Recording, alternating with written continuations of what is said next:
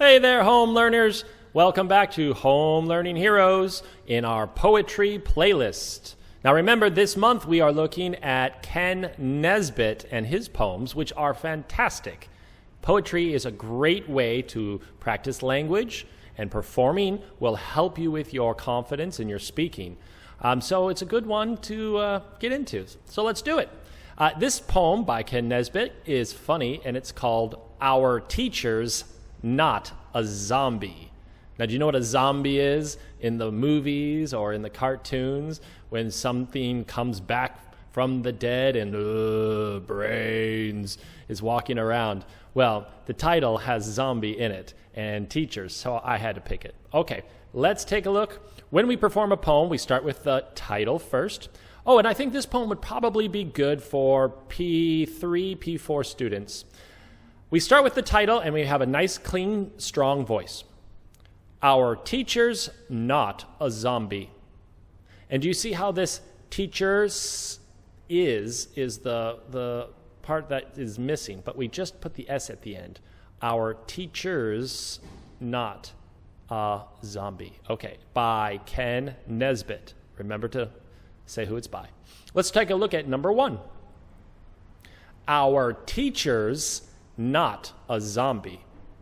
He's not the living dead. Now, living dead is another word for zombie.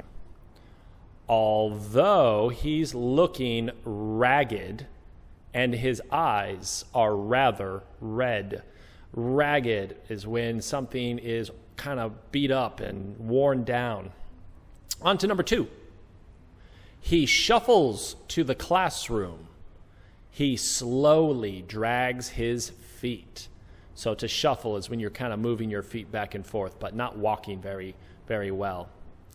He shambles to the whiteboard, looking broken down and beat. Shambles, that might be a new word for you. Shambles, shambles. So this teacher is probably not looking too good. Number 3, we listen to his plaintive moans.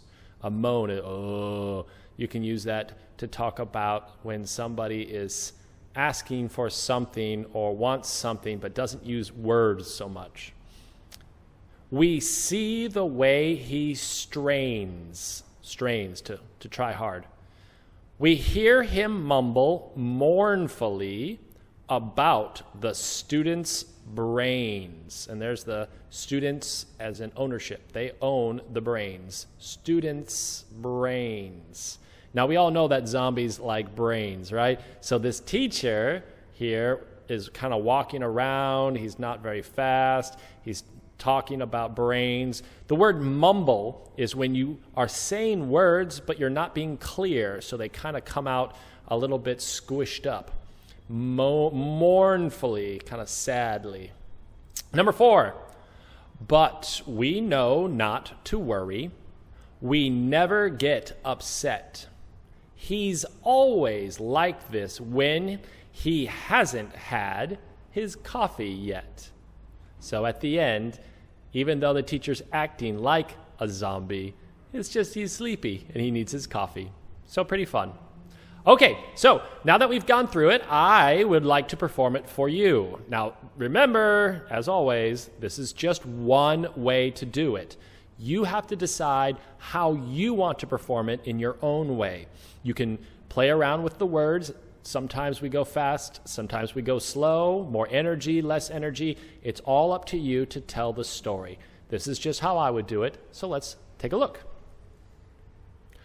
Our Teacher's Not a Zombie by Kenn Nesbitt. Our teacher's not a zombie. He's not the living dead.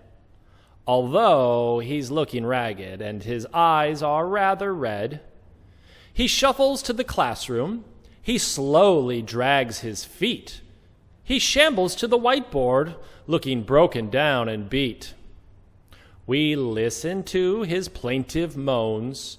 We see the way he strains. We hear him mumble mournfully about the students' brains. but we know not to worry. We never get upset. He's always like this when he hasn't had his coffee yet. Okay, I hope you liked that. Please come back and we'll look at some more poetry together. This is fun, guys. Till then, bye-bye.